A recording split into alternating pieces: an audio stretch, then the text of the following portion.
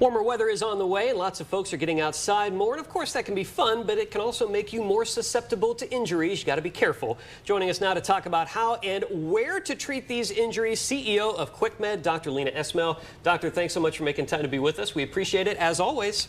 I appreciate being here. Absolutely. Talk to me about what you're seeing in the office right now. Are you seeing more people coming into urgent cares lately?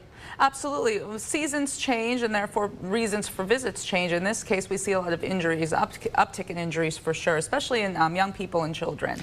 Talk to me about what kind of injuries you're seeing, because like I said, people are spending more time outside. There's more ways for them to get hurt. So what are you seeing? Yeah. We see a lot of ankle sprains, couple of breaks, some minor head injuries, laceration repairs are super common. We're seeing tons of poison ivy, some allergic reactions as well, all related to being outdoors. So let's get a little specific about that. What kinds of injuries would warrant a trip to urgent care? That's a great question. Injuries, for example, if you sprain your ankle, whether you're a child or an adult, and you cannot bear weight immediately after, that typically requires an x-ray, so it would warrant a visit to the urgent care. If you have a child, especially a young child that falls, and say their fall is greater than 3 feet, or if they're having any loss of consciousness or any episodes of vomiting or confusion, that is a visit at minimum to an urgent care, but that could warrant a trip to the ER as well. Any bleeding that can't be stopped, especially profuse bleeding obviously, any cut or laceration that's bigger than probably a ½ inch to an inch, all of those can warrant trips to the urgent care. And we were just touching on that, trips to the ER. I mean, what kind of is the threshold for when we should go kind of that extra step? That's a great question. As I mentioned before, traumatic head injury, especially signs like you always want to think about as a parent, how high was the fall? Was it the back of the head? We're always more worried about back of the head injury than front of the head injuries. Okay. Is there any loss of consciousness? And most importantly, are there any episodes of vomiting or is there confusion? Those are the key things that I would think as a parent, I need to go to the ER. Now, as far as anything that's a little less serious, what are some of the things we could treat at home? At home, basic cuts and scratches, bruises.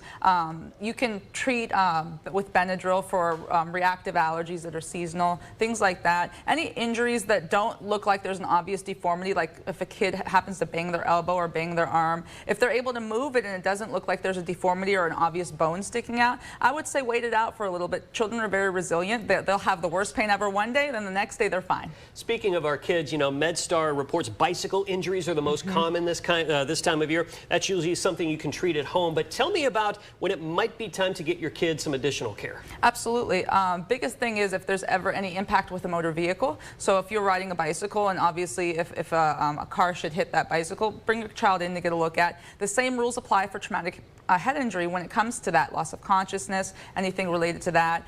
Make sure that your children are wearing helmets, please. I know that we take it for granted, especially when we're in the neighborhood, our kids don't wear helmets. Have them wear their helmets. And something that's not really well known is make sure that the handlebars have padding on them, because if the handlebars don't have padding on them, that sharp end can actually impale a child if they fall the wrong way. Oh goodness. Well, we got just a few seconds left here. We were talking about excessive heat and humidity. The summer weather is on the way and the dangers that come with that. If you can talk about that briefly. Absolutely. It's always you know, people should be aware, especially when it comes to younger children. They have a harder time balancing their ability to keep cool, especially babies.